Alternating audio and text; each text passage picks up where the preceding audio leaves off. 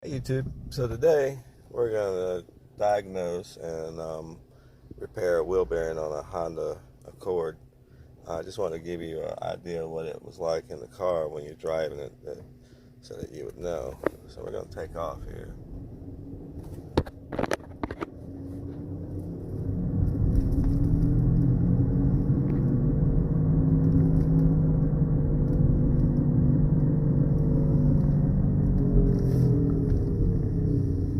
Hear that noise?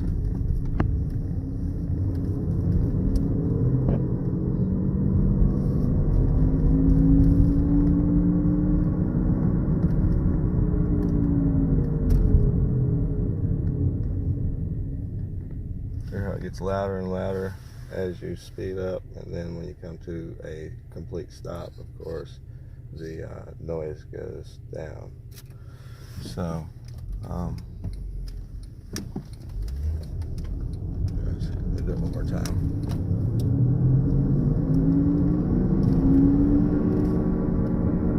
That's at 40 miles per hour. You hear it?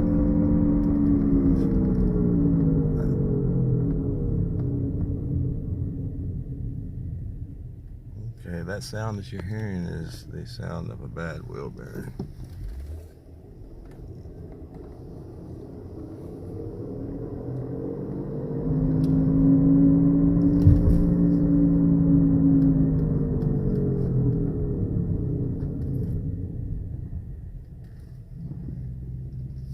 So we're going to pull it into the shop and we're going to replace that wheel bearing, and we're going to show you how to replace it.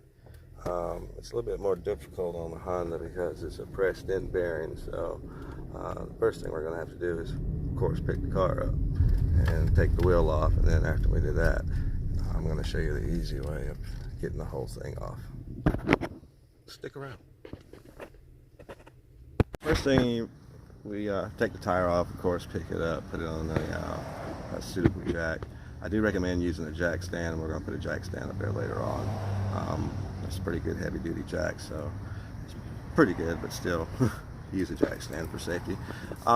First thing you do, take the tire off, and then you're going to take the brake caliper off here. In the back, you've got to disconnect your tie rod in from your steering knuckle here. Now there's a couple different ways you can get that off. It's not going to just pop right out. You can either use a fork like this and a hammer and beat on the back of the hammer like that. The fork goes in there and you stick that in there and pow pow pow. Or if you have an air tool, you can get the air tool, the air piston, the air gun, air hammer. This is my new air hammer. Big difference in the two as far as the power. But they have an attachment that has a fork on it. You can stick it up in there and it goes da da da da da da da da, and that'll pop it out. All right, so instead of using all these forks and stuff like that, which takes a little bit of time, my favorite method is to take a hammer and you want to hit it right about there. If you hit it hard enough, that thing will just pop up out of there. All right, so check this out. If I can do this filling. See that? See that? One good pop.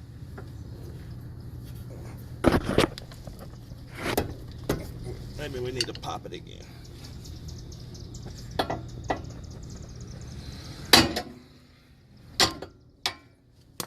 Okay, it was out of there. See how quick and easy that is? All right, now also, you want to take that nut off there and use the same method. I can't swing the hammer to show you that when you film, but use the same method. You'll hit it about right there with the hammer. That one will pop up out of there. All right, then you've got one on the bottom. You want to take that nut off there and take that nut off there, and you can actually hit that one too if you can get a good angle of it. And then finally, we're going to come out here and we're going to remove this nut here. That'll relieve the axle. Now there's two screws here. I do recommend you use a good quality screwdriver to get those out, because if you don't, this screwdriver I got from Sears is diamond tipped, grips really good. If you don't, then you can end up stripping those screws, damaging the heads, and then it makes that very hard to get off. They also make a screwdriver that will go in there and you hit it, and as you hit it, it'll actually turn it. So that's another great tool that you might want to look into investing. So once these screws are off, you can pull the whole rotor off. I can't do that while I'm filming. I'm going to pull that off and I'll come right back. Alright, so now we have our rotor off. This is your hub. Alright, you take that nut off, and that's the end of the CV axle, and you get that pushed out. Okay, you want to move your brake caliper out of the way, you can disconnect that from there. Alright, and also you want to disconnect your ABS sensor, which is here. We'll disconnect that, move that back out of the way. We're going to pull this whole arm off, this whole spindle. You'll need an axle nut socket to remove it. This particular one is out of 35, 36.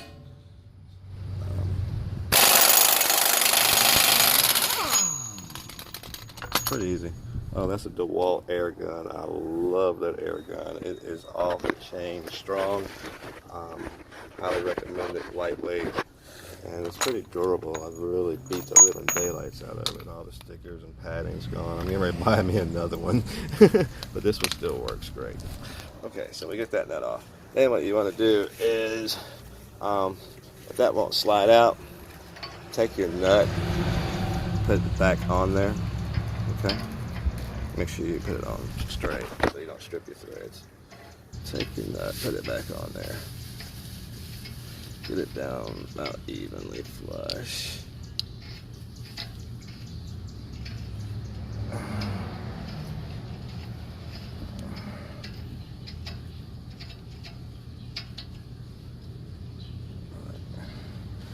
Get it about evenly flush.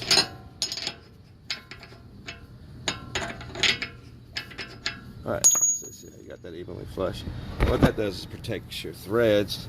Then just take your hammer and tap it a little bit. Okay? Just enough to tap it loose. You don't have to hit it hard. It'll slide out. Once you get it loose, you can actually take the nut off. Once you tap it the initial time and it breaks free, you can take your nut off and then push it on out. Push it all the way out. Kind of bright, kind of hard for me to see my camera. Sorry for the bad panning. Alright, so you take that off and see that? Okay, now that just slides free. Okay, so once we bust the top here, and bust the bottom there, again, take off your ABS sensor.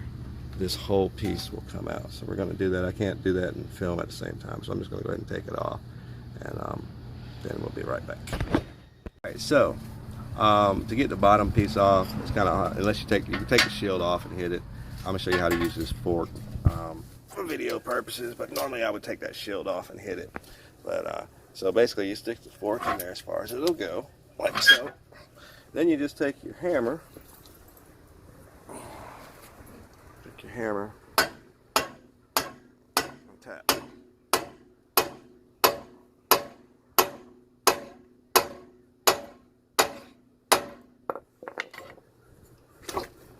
Kind of hard to do it while filming, but let's see if I can pop it off with one hand.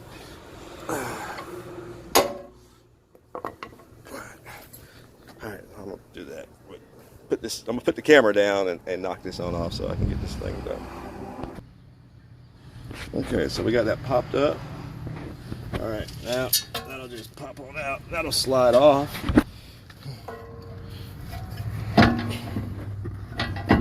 A little heavy. I'll put the camera down and do that. Okay, so as you see, it slides right off the end of the spindle there. There's the lower ball joint there. Now your wheel bearing is here. Alright, so we're going to disassemble that. I'm going to show you how to do that. We're going to press all that out, and we're going to put a new one in, and then we're going to put this piece back on the car, and it should be good to go. Alright, so that's what it should look like if you've done this correctly. You have this whole piece here. This is your wheel spindle and hub. All right. These are your tie rod ends. This is the end of the CV axle. Also, if you have a bad CV axle, this would be a great time to go ahead and change it. The CV axle basically pops out right back there. You get a pry bar up under there. You get a pry bar. Pop that out, slide it out, slide the new one in, tap it in, boom, you're done.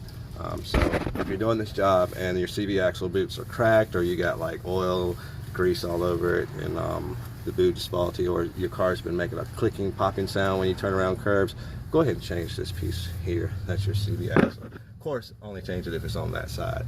But if it's damaged, go ahead and change it. It'll save you time and money in the future. And also, if your brake pads are worn, this would be a good time to go ahead and replace those too. For the next step, you're going to need a press. This is a 20-ton hydraulic press. Basically what it does is you put the handle here and move it, and it pushes the stuff out. So we're going to get that mounted up, and then we'll press those parts out, and we'll show you that. Just to mount it in your press like so, and then you want to press this out, the center hub out, and that will give you access to the bearing on the other side. So it's pretty easy. Basically, you just pump the handle, piston pushes down, and we'll push that bearing, that hub bearing out. You see that going down there?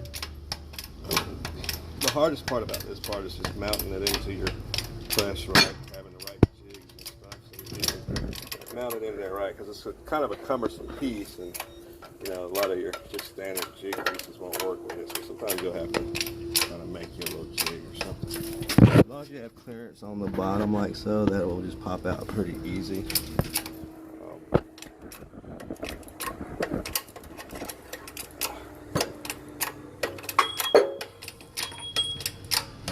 I'm using a socket. I like to use that particular socket.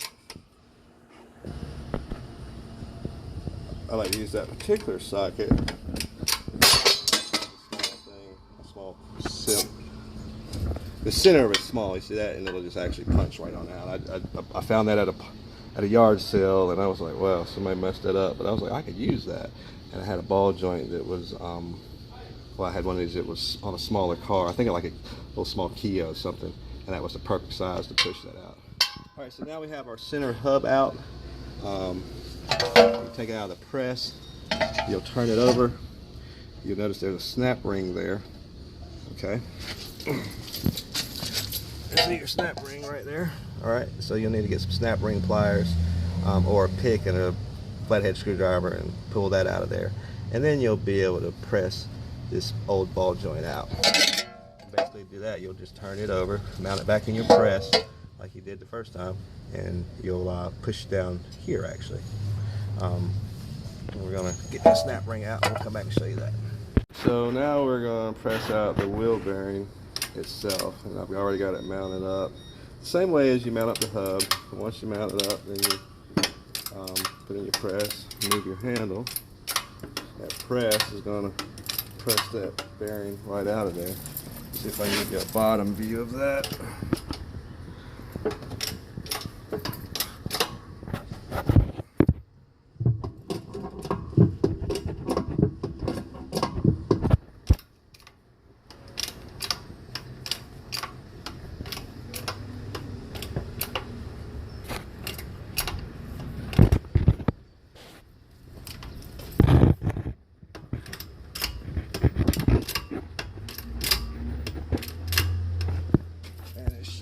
Be getting ready to fall out any moment.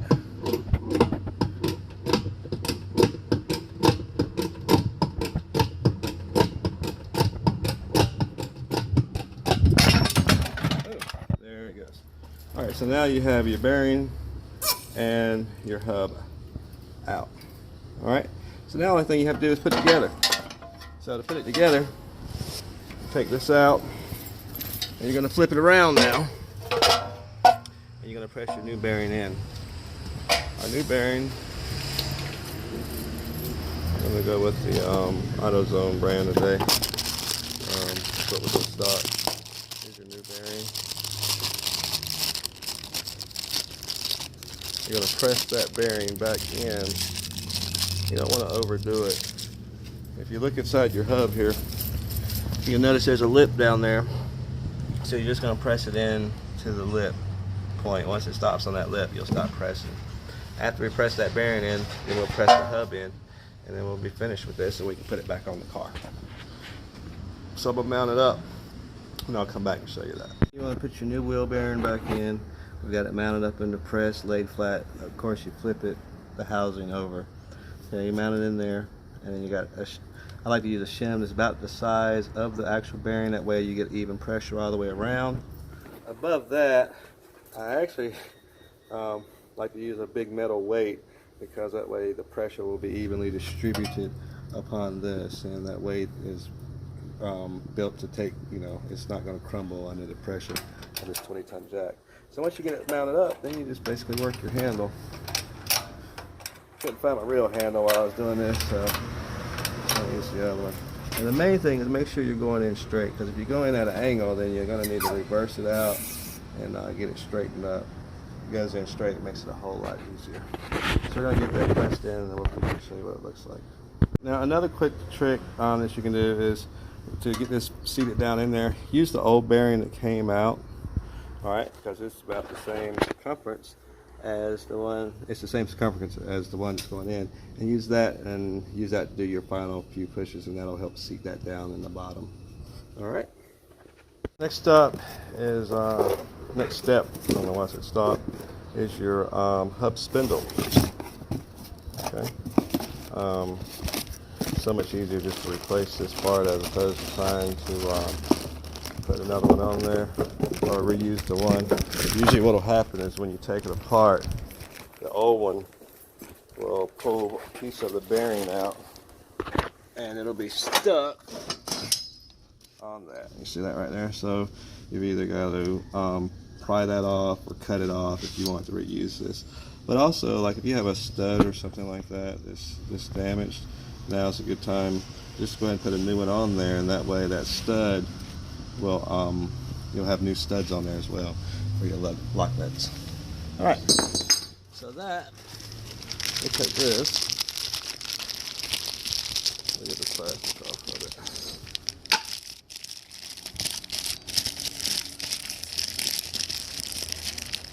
This is a new hub. That new hub will go right down in the middle, like so. And then you're going to evenly press that down into the bearing. Mount it up, get the pressing. Have that mounted up, like so. See that? And we'll work our handle. Yeah, so that pushes it on down in there. Don't want to go too far. You want to just seat it right there, just a little bit above the line there.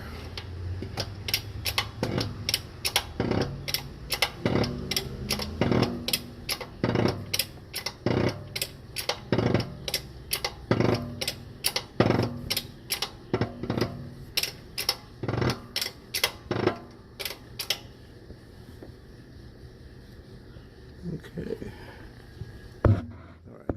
You see, if you go too far, these nuts here, the back of these will make contact with this surface here, and you don't want that. So you need to kind of look and make sure that you aren't going too far down when you're pressing this button.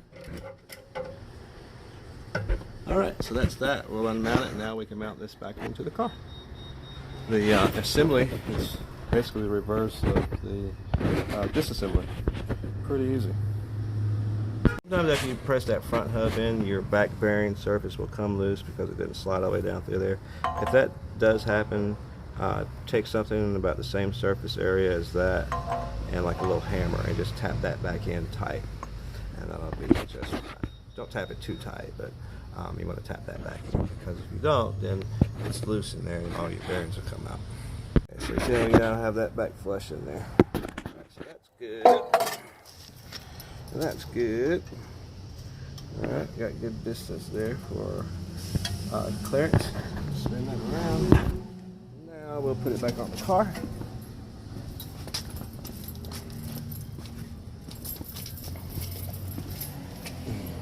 Like I said, assembly is the reverse of disassembly.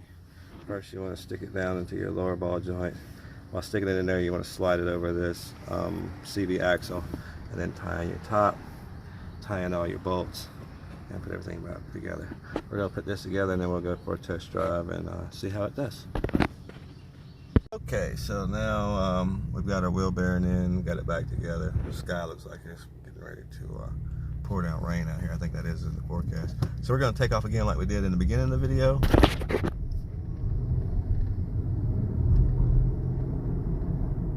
Look at that. No more noise.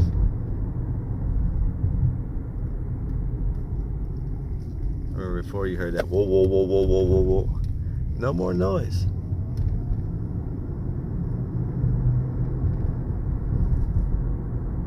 Alright, so this job is completed and done. I hope this helps you out. For those of you who have a roaring noise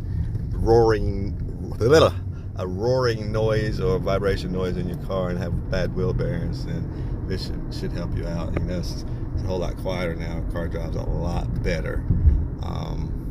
So if you need this service done, then I hope this procedure helps. Other than that, YouTube, please post, subscribe, have a great day, and thank you so much for watching my channel. And if you would, please share this with the world.